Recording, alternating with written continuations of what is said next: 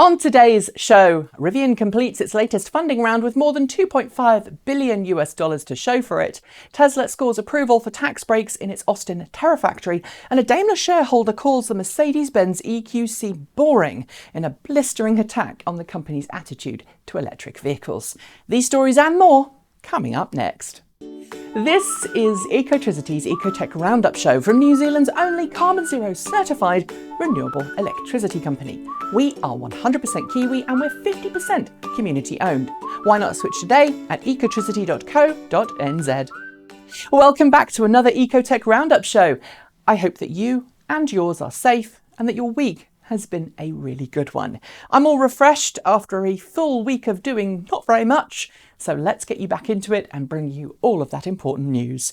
The auto industry may be feeling the pain of the global pandemic right now, but that hasn't stopped Rivian from successfully closing its latest and biggest funding round yet. According to an announcement made on Friday, Rivian, which has to date enjoyed investment from Amazon and Ford, has now managed to secure the interest of investment company T.Rowe Price Associates, a long-term investor in Tesla from its early days until last year when it sold most of its shares. T.Rowe Price was joined in this round by Baron Capital, Amazon, BlackRock, Couture and Soros Fund Management LLC, with the investment totalling an eye-watering $2.5 billion. This makes it not only the largest investment round for Rivian to date, but it really shows how seriously the investment world is taking the company's future prospects. According to many headlines online this week, Tesla is readying full autonomous vehicle operation for rollout by the end of this year. A long-term goal of Tesla, Level 5 autonomy relates to vehicles which can operate with zero human interaction and actually no longer need any kind of traditional driving controls. Yet, as usual, context is king, because the headlines came from a video message Elon Musk sent to Shanghai's annual World Artificial Intelligence Conference, in which he said, quote, "I'm extremely confident that Level 5, or essentially complete autonomy, will happen, and I think it will happen very quickly. I remain confident that we will have the basic functionality for Level 5 autonomy complete this year." Of course, the qualifier at the end, basic functionality, suggests that there may be a little more work to be done than some headlines would make you believe, not to mention legislative hurdles that Tesla needs to get through. Audi has been known for teasing automotive world concepts for many years, and sometimes those vehicles do ultimately enter into production. This week, we saw a new one in the form of the Audi Q4 e-tron sportback concept, a sportback variant of the Q4 e-tron it debuted last year. Following the same design language as the e-tron, the Q4 e-tron sportback concept uses the same MEB-based drivetrain and underpinnings as its sibling, and features an 82 kilowatt-hour pack and 225 kilowatts of all-wheel drivetrain. It's expected to enter into production in 2021 as a coupe alternative to the already committed production version of the Q4 SUV. It's not clear yet which markets will get it, but as an SUV, I'd say it's going to be a fairly widely available model. A strange video popped up on YouTube this week, which appears to show a heavily modified, heavily stripped down version of the Ford Mustang Mach-E shredding tyres at a top-secret test track somewhere in the US. It's shown pulling donuts and putting on quite a spectacle, all watched by an anonymous videographer hiding in some nearby bushes, who then posted his video to a brand new YouTube account as Carolina Guy. But it's most likely a PR stunt by someone rather than a real spy shot vid. Why do I think this? Well, first, it's clearly been filmed at the North Carolina Center for Automotive Research, a place you don't just get to sneak into. Second, there are points in the video at which the car's driver seems to look directly at the camera. It's all a bit fishy, and if I had to guess, it's a viral marketing campaign for either Ken Block or Von Gittin Jr.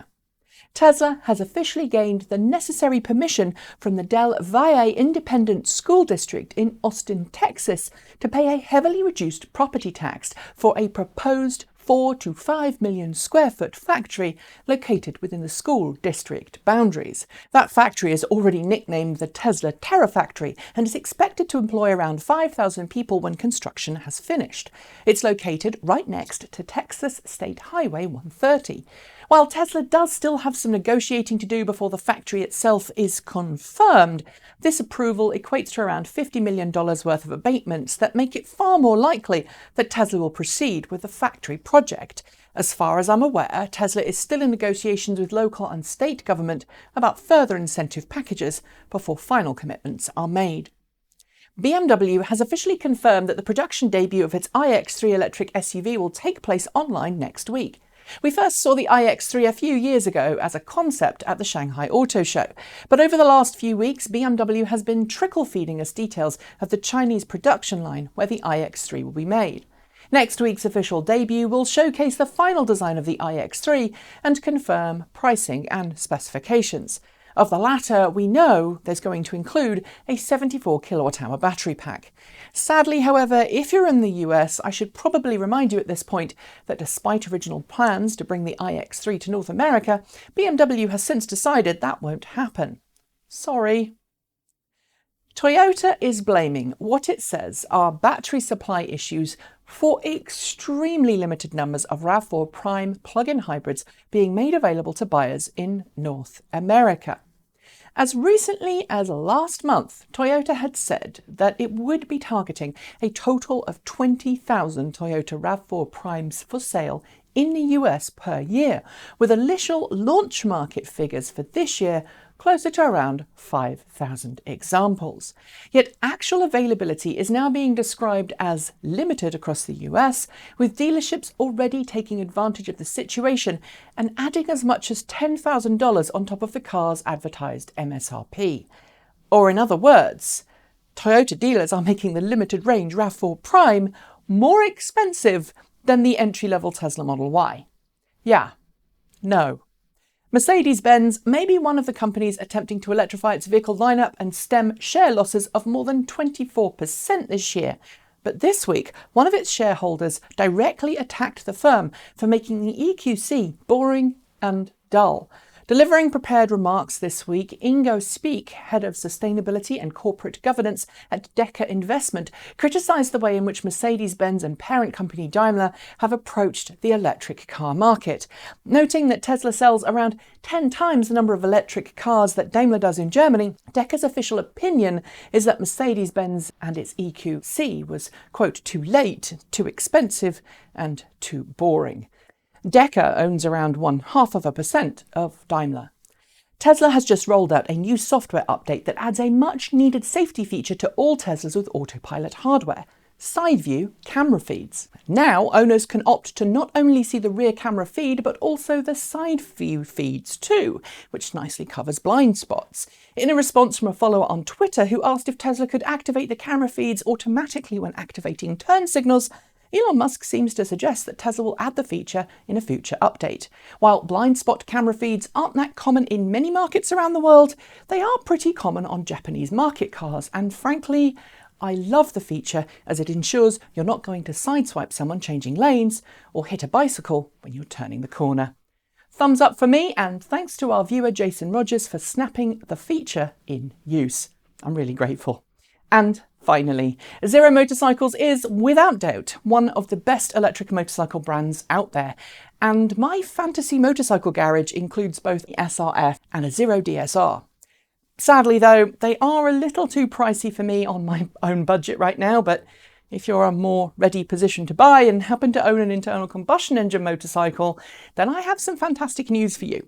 As part of a campaign to get people on electric motorbikes, Zero is offering customers up to $1,500 or equivalent off the price of a brand new Zero SRS or Zero SRF if they trade in their gas bikes. Tie this in with any local incentives available to you, and it could put both of these high-performance electric rides within reach. I've not ridden the SRS yet, but I have ridden the SRF, and I can say it's most certainly well worth a look. And on that note, we are done for today. Make sure you hit the notification bell so you don't miss out on any episodes from the rest of the team, and of course, While you have that browser open, if you haven't already, make sure to switch to New Zealand's only carboNZero certified renewable electricity company. They make it super easy to make the switch, and if you do, you'll be helping New Zealand wean itself off dirty energy and onto clean green power that will keep the land beautiful for many years to come. Just think, renewable energy for your home, your business and your car.